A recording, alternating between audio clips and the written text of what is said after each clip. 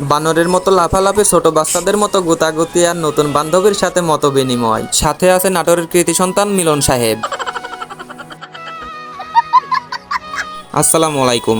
High hello নমস্তে, how are you? I am fine, thank you. আমার নতুন blog ভিডিওতে আপনাকে স্বাগত হ্যাঁ। আজকের ভিডিওতে দেখবেন নাটোরের স্টেডিয়াম ও শিশু পার্কের করুণ কাহিনী। তাহলে চলুন ভিডিওটি শুরু করা যাক। ভিডিও আর নতুন করে শুরু করব কি, ভিডিও তো অলরেডি শুরু হয়ে গেছে। দেখতে থাকুন আর এনজয় করতে থাকুন। আজকে বাড়ি থেকে বের হয়ে যাচ্ছে হেলিকপ্টারে উঠে গত পর্বের মতো নাটোরের স্টেডিয়াম ও শিশু পার্ক ঘুরে দেখার জন্য। সর্বপ্রথম চলে গেলাম নাটোর টেক্সটাইল কলেজের সামনে। ওখান থেকে এক বান্ধবীর যাওয়ার কথা ছিল আমাদের সাথে। বান্ধবীর জন্য অপেক্ষা করতেছি, কিন্তু বান্ধবীর কোনো সারা শব্দই নাই। বান্ধবী মনে হয় তার কোনো বন্ধুর সাথে ডেটিং এ গিয়েছে। আর এদিকে তো আমার হেলিকপ্টারের পাইলট এবং ক্যামেরাম্যান তো রেগে মেগে অস্থির। তাদেরকে একটু সান্ত্বনা করার পরে বান্ধবীকে না নিয়ে চলে গেলাম হুড় করতে করতে নাটোর শিশু পার্কের দিকে। আমাদের আবার মেলা গেরা, তাই এই গেরা থামানোর জন্য ঠাডা পড়া রোদের ভিতরে ছুটে চললাম সেই নাটোর শিশু পার্কের দিকে। এখানকার কয়েকটি গাছ, নিরিবিলি পরিবেশ, কফি শপ দেখে আমি সত্যিই মুগ্ধ।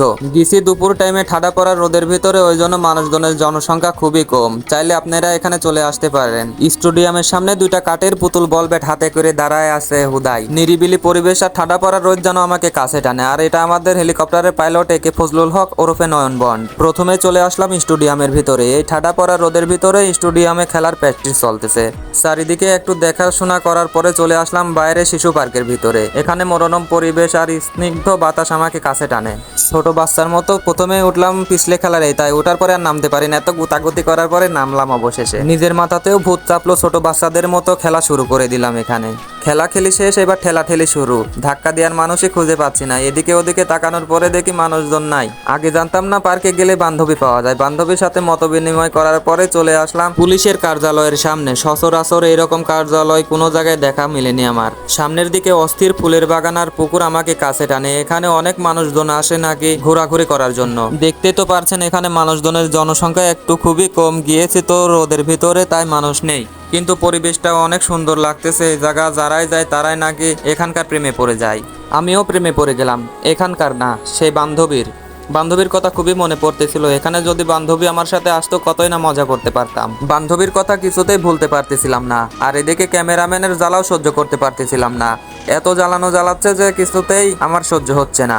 এক বান্ধবী গেছে তো কি হয়েছে, বাবা রে বাবা, আবার তিন বান্ধবীর সাথে পরিচয়। সে কি তার হাসি! এই নতুন তিন বান্ধবী কথা বলার জন্য শুধু উকিঝুঁকি পারতেছে মানুষজনের জন্য, আর আমার কাছে ভিড়তে পারতেছে না। কি একটা টেনশন। যাই হোক, শিশু পার্কে এসে শিশুদের মতো এনজয় না করলে কি আর জমে, তাই ঘোরাতে চড়ে বসলাম। এখন যত পারি শুধু ধাক্কা দে আর ধাক্কা দে। আর ওইদিকে তো ঝোপের আড়ালে নতুন তিন বান্ধবী দেখি বানরের মতো লাফালাফি করতেছে। আমাকে দেখে তো একদম রীতিমতো লজ্জা পাইছে। অবশেষে বাড়ি ফেরার পালা। আমার ভিডিও যদি আপনাদের ভালো লেগে থাকে লাইক কমেন্ট শেয়ার করতে ভুলবেন না। ধন্যবাদ।